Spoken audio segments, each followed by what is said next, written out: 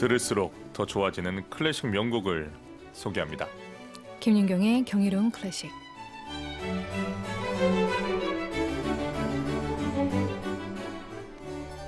아름답고 경이로운 클래식 명곡을 맛있게 듣고 또 멋있게 즐기는 시간입니다. 피아니스트 김윤경 선생님과 함께합니다. 안녕하십니까? 네, 안녕하세요. 네, 오늘 김윤경의 경이로운 클래식에서 소개해 주실 곡에는 어떤 이야기가 담겨 있습니까? 아마도 우리나라 사람들이 가장 좋아하는 클래식 음악 중에 하나라고 할 수 있을 것 같은데요. 사람의 목소리와 가장 흡사하다는 첼로라는 악기의 선율, 듣는 이들의 마음을 위로하고 어루만져 주는 듯한 느낌을 주죠. 아마 첼로 했을 때 이미 짐작하시는 분도 계실 것 같은데 음악으로 만나보시죠. 네, 음악 주세요.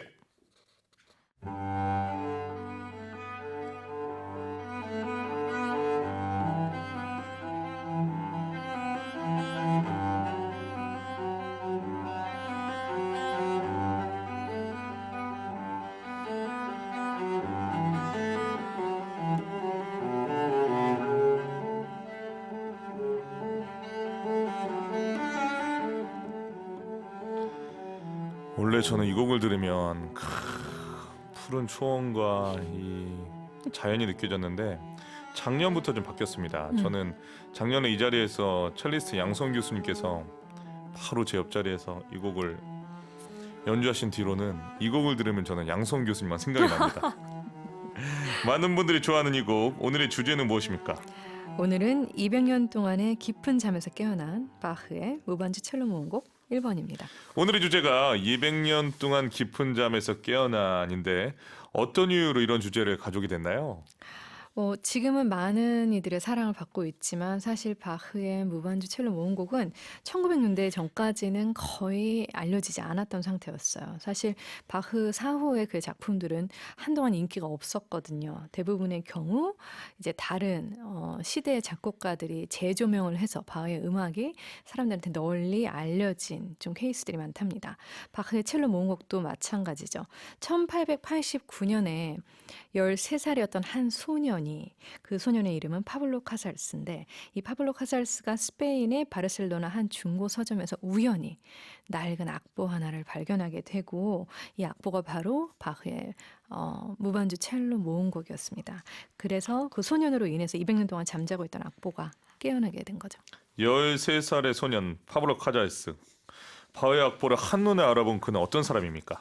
스페인 바르셀로나에서 가까운 카탈로니아의 소도시 벤드렐에서 태어났는데요. 일단은 현재로서 알려져 있는 아주 대가 중의 대가, 명첼리스트죠.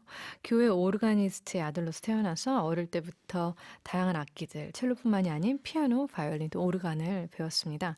11살 때 첼로의 매력에 푹 빠져가지고 이제 바르셀로나 사립음악학교에 입학을 해서 첼로를 본격적으로 배우게 되는데, 아까 얘기했듯이 헌책방에서 이 무반주 첼로 모음곡을 보고 이것은 뭔가 있다라고 생각을 하고 10년 동안 이 소년이 이 작품을 연구하고 25살에 드디어 공개 연주를 통해서 바흐의 작품들을 세상에 널리 알립니다.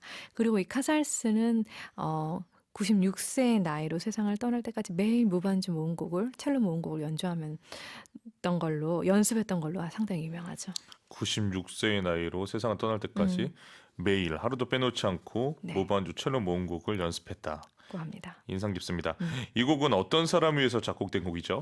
바흐가 쾌텐에서 카펠마이스트로 이제 일을 했을 때 쾌텐 궁정 오케스트라에 첼리스트가 있었어요. 그 첼리스트의 이름이 아벨인데 그 사람을 위해서 작곡된 것으로 이제 알려져 있죠. 아벨.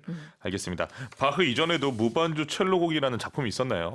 사실 이 첼로 모음곡이 굉장히 희소성이 있고 역사적으로 의미가 깊은 게 당시에는 첼로라는 악기는 그냥 반주, 통주점의 개념, 그러니까 바sso 컨티뉴의 역할만 했다고 할 수가 있어요. 그러니까 독주 악기로서의 멜로디를 가지고 뭔가 부각을 받는다든가 이런 일은 없었는데 바흐가 이 무반주 첼로 모음곡을 쓰면서 처음으로 독주 악기로서의 인식을 사람들한테 알려주면서 자리를 잡게 되죠. 그렇군요. 그럼 이 곡은 언제 작곡되었습니까? 사실 바흐가 남긴 대부분의 작품들은 우리가 언제 작곡되는지 정확한 작곡 연도를 알기는 힘들어요. 그리고 이 무반주 첼로 모음곡의 경우에도 하필 원본은 남아있지 않고 파블로 카살스가 발견한 것도 필사본이었어요.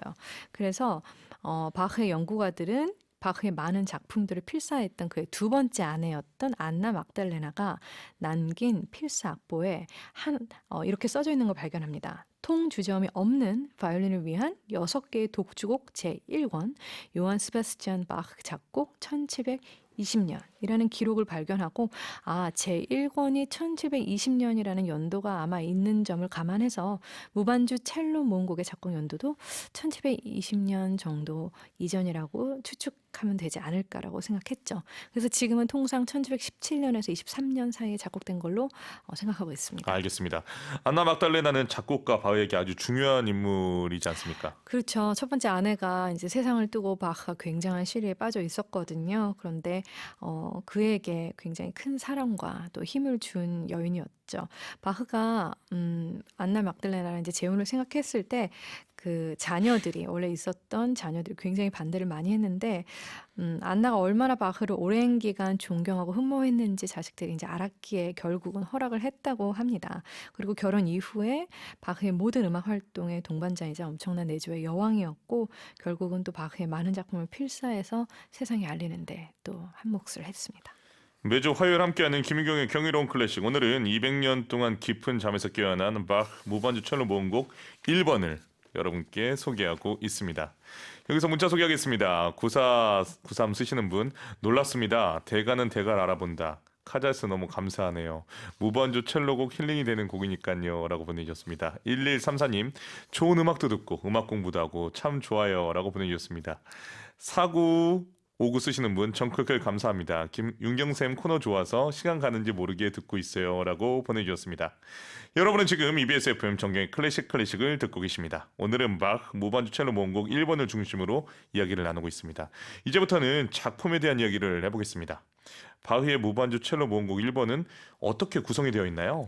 먼저 바흐의 무반주 첼로 모음곡은 총 6개가 있는데 그중에 오늘 들으실 곡이 1번이잖아요. 모음곡은 스위트이라는 뜻이에요. 여러 개의 악장들을 모아서 하나의 곡을 만들었다 이렇게 생각을 하시면 될 것 같아요. 그중에 오늘의 주인공인 1번은 6개의 악장들로 이루어져 있는데 바흐는 악장 대신 바로크의 춤 이름을 악장에 도입을 해서 곡을 쓰게 됩니다. 어떻게 춤을 선택했을까요? 원래 이제 바흐 피아노 작품 중에 대표적인 레퍼토리 중에 하나가 프랑스 모음곡, 영국 모음곡 등 있는데 모두 다양한 춤곡으로 집합되어 있죠. 가장 대표적으로 모음곡에는 총 4개의 춤곡이 수록되어 있는데 알라망드, 쿠랑트, 사라방드, 지그가 아주 대표적으로 꼭 들어가는 악장들이라고 생각을 하시면 될 것 같아요. 그리고 필요에 따라서 그 외에 부수적인 이제 춤 악장들이 포함이 되어 있죠. 첼로 모음곡 1번에는 알라망드 전에 어떤 곡의 오프닝을 사람들에게 제시하기 위해서 프렐루드를 넣고 그 후에 알라망드 악장, 쿠랑트, 사라방드 이렇게 진행이 된 다음에 맨 끝곡인 지그 전에 3박춤인 미뉴엣을 포함시켜서 총 6개의 악장으로 모음곡 1번을 완성하게 됩니다. 춤곡들. 그러면 그 각각의 춤곡들은 어떻게 다릅니까?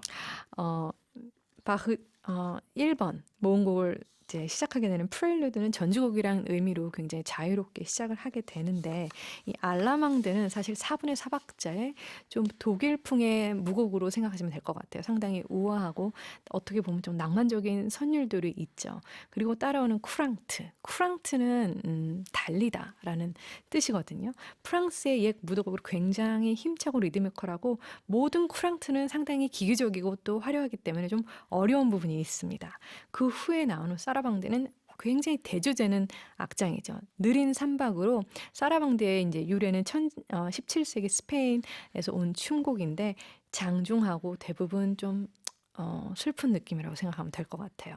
그리고 마지막으로 항상 오는 지그는 울퉁불퉁하다, 영어 표현으로는 jerky하다라는 표현을 쓸 수 있는데 영국에서 시작된 8분의 6박자 혹은 8분의 3박자 등의 아주 빠른 템포로 이것 또한 좀 기교적이기도 하죠. 근데 모음곡에 따라서 사라방드 전에 혹은 후에, 그러니까 지그 전에 미뉴에트 3박, 또 브레라는 2박 춤곡, 또 4박의 가보트 느낌의 춤곡, 또 3박의 폴로네이스, 또 3박의 프랑스 모국인 로에레, 혹은 또 가곡풍의 아리아 등이 추가가 되기도 한답니다.